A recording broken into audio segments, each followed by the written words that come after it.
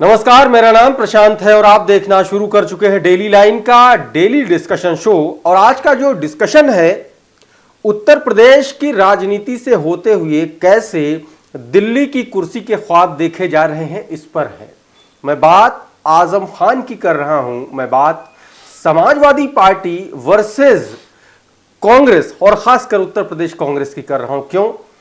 क्योंकि मध्य प्रदेश में पिछले दिनों जिस तरीके से तल्खी देखने को मिली अखिलेश यादव और वहां के जो मुख्यमंत्री पद के जो कैंडिडेट हैं कांग्रेस के, कमलनाथ के बीच में, और फिर उसके बाद वो चीज यहां आ गई उत्तर प्रदेश में। उत्तर प्रदेश के जो प्रदेश अध्यक्ष हैं कांग्रेस के, अजय राय, और अखिलेश यादव और समाजवादी पार्टी के कार्यकर्ताओं नेताओं के बीच तल्खी देखने को मिली।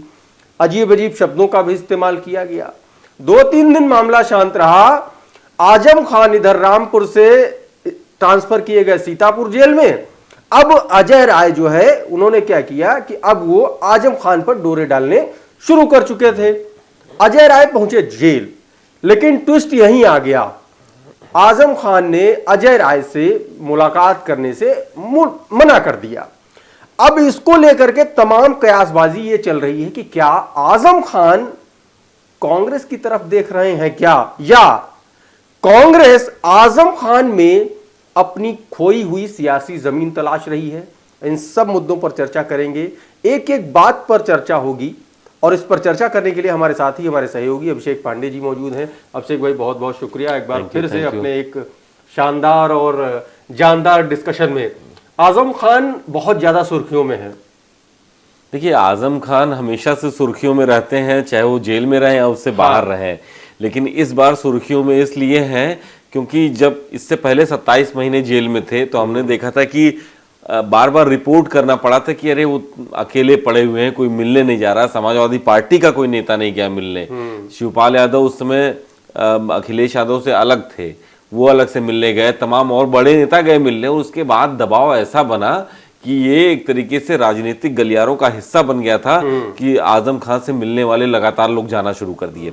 एक बार फिर से वही हो रहा है, फिर से आजम खान जेल में है, उसी जेल में है, और फिर से कहा जा रहा है कि उनसे मिलने कौन कौन जा रहा है। सबसे पहले कल पहुंचे अजय राय, मिल नहीं पाए, लेकिन उसके 3 मतलब जो मुझे समझ में आते हैं। पहला ये कि जो रिश्ते बिगड़े हैं उसके पीछे माना जा रहा है कि अजय राय का एक बड़ा अहम रोल है। कांग्रेस और सपा के बीच में जो रिश्ते बिगड़े भी बीच में, तो वो उसको ठीक करना चाहते हैं। हालांकि इसकी संभावनाएं कम है, मुझे लगता है इसमें वो अपनी राजनीति ज्यादा देख रहे हैं। अजय राय की इतनी हैसियत हो गई क्या कि बिना आला कमान को बताए वो आजम खान, वही कह रहा हूं कि इसीलिए मुझे लगता है कि इसमें संभावना कम है। दूसरी जो बड़ी संभावना वही यही है कि जो खोई हुई जमीन है, जो सियासत की जो जमीन है, कांग्रेस का जो एक पूरा राज हुआ करता था उत्तर प्रदेश में, एक बहुत बड़ा आप कह सकते हैं माइनॉरिटी सपोर्ट उनको रहता था, वो बिल्कुल बिखर गया है, अब नहीं है। हाँ, ये कहते हैं कि समय समय पे जब समाजवादी पार्टी कमजोर होती है तो कांग्रेस का वो माइनॉरिटी स्टेटस मजबूत होता है, माइनॉरिटी लोग उनसे जुड़ते हैं।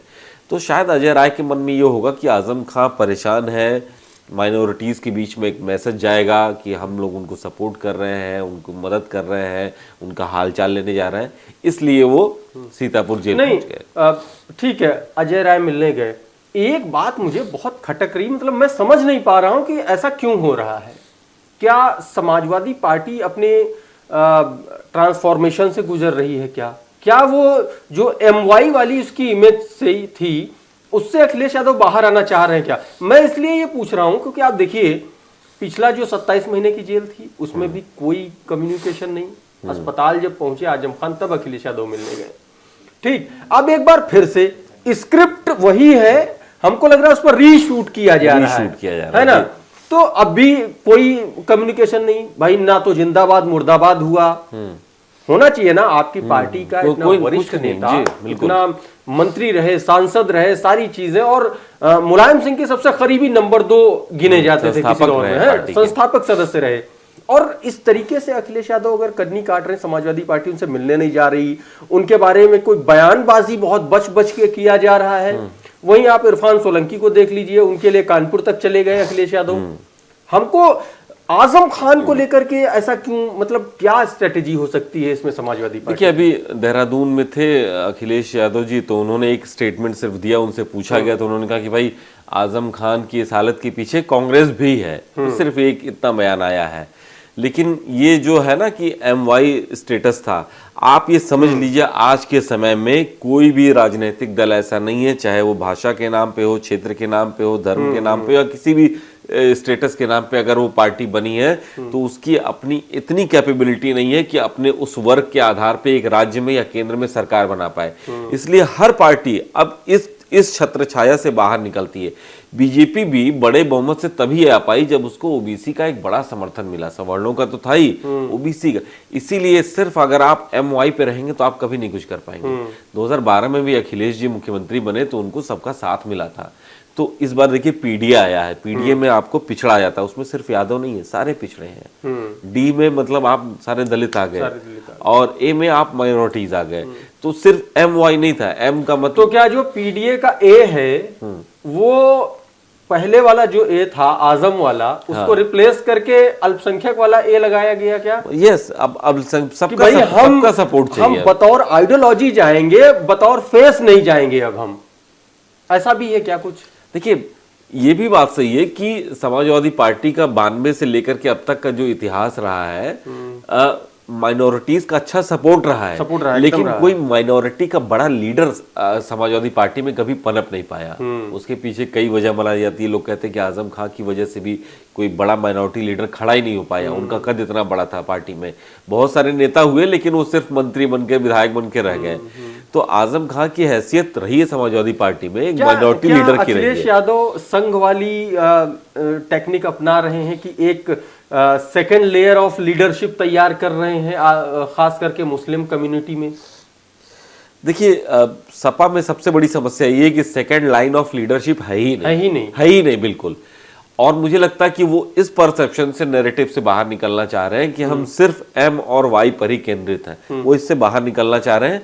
हाँ, ये जरूर है कि उनकी नजर नहीं होगी आजम खां पे, लेकिन नजर किसकी है ये देखने वाली बात है। तो कांग्रेस की भी नजर है उन पर, और आजम खां के जरिए एक बड़े माइनॉरिटी जो लोग हैं, एक मैसेज देने की बात है। देखिए, हर वर्ग ये सोचता है कि इस बार हमने आप पे भरोसा किया, अगली बार हम बेहतर विकल्प कहाँ हो सकता है। 22 में जितनी माइनॉरिटीज था, सबने लगभग 95% माइनॉरिटीज ने सपा का साथ दिया था, इसीलिए 110 तक पहुंची थी विधानसभा में।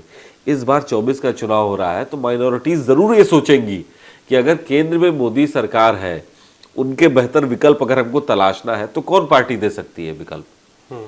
एक परसेप्शन है ये। तो उस परसेप्शन की तलाश कहां तक जाती है? कांग्रेस तक जाती है। इसीलिए कांग्रेस अपनी जड़ें देख रही है माइनॉरिटीज के भीतर कि कहां वो है, हमको वहां जाना होगा। अच्छा, एक सवाल और है, क्योंकि आजम खान भारतीय राजनीति के ऐसे किरदार हैं जो फायदा भी लेके आते हैं और नुकसान भी लेके आते हैं। तो ऐसा तो है नहीं कि कांग्रेस में अगर आजम खान पर डोरे कांग्रेस डाल रही है तो उसको नुकसान का भी अंदाजा होगा, और वो कितना हो सकता है? देखिए, आजम खान पे डोरे डालने का मतलब है कि सिर्फ आजम खान नहीं, आजम खान एक जरिया है। आजम खान के जरिए उत्तर प्रदेश का एक बड़ा तमाम ऐसे बयान हैं जो एक बहुसंख्यक समुदाय को दिक्कत पैदा होती है उनके बयानों से। तो क्या ये रिस्क मैनेजमेंट, कांग्रेस ने इसका कोई फॉर्मूला इजाद किया होगा, उसके बाद ऐसा कुछ कर रहे हैं जय राय या कांग्रेस आला कमान? देखिए, कांग्रेस, मुझे लगता है कि इस बार उनकी कोशिश है कि सिर्फ आजम खान ही नहीं, बड़े ऐसे जितने नेता हैं जो माइनॉरिटीज में एक मजबूत पकड़ रखते हैं, भाई कांग्रेस अगर विरोध नहीं, इंडोर्स नहीं कर रही तो विरोध भी तो नहीं कर रही है। तो उसको लगता है कि जितने लोगों को जोड़ सकते हैं, और उनका एक खोया हुआ एक वोट बैंक है, ये उत्तर प्रदेश में बिखरा हुआ वोट बैंक है। एक बार 22 में एकजुट हुआ सपा के लिए, तो उनकी कोशिश है कि 24 में उनके लिए एकजुट हो। तो इसीलिए वो सारी संभावनाओं को तलाश रहे हैं, और इसीलिए कांग्रेस मुझे लगता है कई जगहों पे काम कर रही है। उन्होंने कई बड़े नेताओं को जोड़ा, नसीमुद्दीन सिद्दीकी को जोड़ा, उन्होंने कैंपेन चल रहा है खासतौर पर पश्चिमी उत्तर प्रदेश में। लेकिन एक बड़ा सवाल है, चूंकि मुस्लिम कम्युनिटी खास तौर पर जब इलेक्शन की बात होती है तो फिर वो अपना वोट खराब नहीं करना चाहते। ये अक्सर कहा जा रहा है और कई बार देखने भी मिला है। क्या कांग्रेस को यह लगता है कि वो उत्तर प्रदेश में बहुजन समाज पार्टी से अपर एज में है? मैं ऐसा इसलिए पूछ रहा हूं क्योंकि अगर मुस्लिम समाजवादी पार्टी से छिटका, अगर थोड़ा सा अगर इसी तरीके की चुप्पी आजम खान साधे रहे तो भी समाजवादी पार्टी से मुस्लिम छिटकेगा, ये एकदम तय माना जा रहा है। बिल्कुल। और अगर ये मुस्लिम छिटका वोटर, तो क्या ये अपने आप को कांग्रेस में सुरक्षित पा रहा है या बसपा में सुरक्षित पा रहा है? क्योंकि कांग्रेस उत्तर प्रदेश में बहुत, देश के फलक पर कांग्रेस बड़ी पार्टी है, उसमें कोई डाउट नहीं है, लेकिन उत्तर प्रदेश में कांग्रेस पर कैसे यकीन करेगा मुस्लिम? वो इस लिहाज से यकीन करेगा कि आज के समय में प्रधानमंत्री मोदी और बीजेपी ने अपने माइनॉरिटीज सेल के जरिए, अपने कामकाज के जरिए मुसलमानों और अल्पसंख्यकों के बीच में एक अच्छी छवि बनाई है। बहुत सारे लोग जुड़े हैं, लेकिन बहुत सारे लोग नहीं जुड़े हैं उनकी नीतियों से।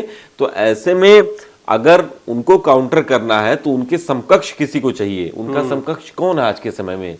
सिर्फ अगर कोई सेंटर में लड़ सकता है तो कांग्रेस ही लड़ सकती है। तो जाहिर तौर पर अगर विकल्प ही तलाशा जाएगा तो बेहतर विकल्प, और उसी विकल्प को और बेहतर करने की कोशिश की जा रही है। लेकिन बीते 2 चुनावों में वो विकल्प नहीं बन पाई थी, कांग्रेस नहीं बन पाई थी, क्योंकि बीएसपी थी साथ में, सपा थी साथ में, सब मिलकर चुनाव 2019 का तो गठबंधन में चुनाव हुआ सपा बसपा के। इस बार उनको लगता है कि एक बेहतर चांस है कांग्रेस को, इसीलिए उन्होंने अपनी उम्मीदों को और धार देना शुरू कर दिया है। और ये बात भी सही है कि अगर जरा सा डिस्टर्ब भी हुआ माइनॉरिटीज वोट बैंक, उनको लगता है कि हमको एकजुट जाना है, रिजल्ट हमको चाहिए, तो उनके लिए कांग्रेस ही एक रिजल्ट होगा। हालांकि बसपा एक विकल्प है, लेकिन बसपा सिर्फ अकेले एक विकल्प केंद्र में नहीं बनती है कभी। एक नैरेटिव, आखिरी सवाल, क्योंकि एक नैरेटिव और चल रहा है उत्तर प्रदेश में कि जो इंडिया गठबंधन है, इसमें लेकर के क्या कांग्रेस अब एक नई चाल चलने की कोशिश कर रही कि किसी तरीके से समाजवादी पार्टी और अखिलेश यादव को पिंच कर करके नाराज किया जाए, ताकि बहुजन समाज पार्टी को इंडिया अलायंस में लाया जाए और उनको लेकर के उत्तर प्रदेश में वो ज्यादा सहज महसूस करें, ज्यादा फायदे महसूस करें। ये कुछ डाउन द लाइन ये बातें सामने आ रही हैं, क्योंकि लगातार कोशिश की जा रही है कि जब तक बीएसपी सिस्टम में नहीं आएगी गठबंधन में, तब तक उत्तर प्रदेश में कुछ होने वाला नहीं होना है। क्योंकि ये गठबंधन तो काम कर ही चुका है, पहले रिजल्ट नहीं मिला था, तो उनको लगता है कि बीएसपी का होना जरूरी है। और बीएसपी की तरफ से साफ साफ कह दिया गया है कि हम किसी गठबंधन का हिस्सा नहीं है। एक नैरेटिव ये भी है कि अगर सपा हटेगी तभी वो सोचेंगे। तो एक विकल्प, आपने सही कहा कि इस पर भी बात हो रही है। तो कुल मिलाकर के जो 24 का इलेक्शन होगा, और खास करके 80 लोकसभा सीटों वाला जो उत्तर प्रदेश है, वहां की जो सियासत है वो बहुत ज्यादा, आप ये करें, ट्राइंगल शेप में बनती हुई दिख रही है। और ट्राइंगल शेप इसीलिए बनती हुई दिख रही है क्योंकि उस ट्राइंगल की जो एक लाइन है ना, बहुजन समाज पार्टी वाली, वो लाइन अभी कहीं दूरी बना रही है, उसको लाना पड़ेगा, तभी वो ट्रायंगल कंप्लीट होगा। आपको क्या लगता है कि अजय राय, कांग्रेस, समाजवादी पार्टी और मायावती, ये जो 4 एलिमेंट हैं इस पूरे 24 के इलेक्शन के, ये किस तरीके से 24 की दशा और दिशा उत्तर प्रदेश में तय करेंगे? आप हमें कमेंट करके जरूर बताइए। ये वीडियो अगर आपको अच्छा लगा हो तो इसको लाइक और शेयर जरूर कर दीजिए। हमारे चैनल पर नए हैं तो हमें सब्सक्राइब कर लीजिए। हमारे पेज पर अगर ये वीडियो देख रहे हैं तो हमें फॉलो कर लीजिए। हमारे प्लेटफॉर्म का नाम है डेली लाइव।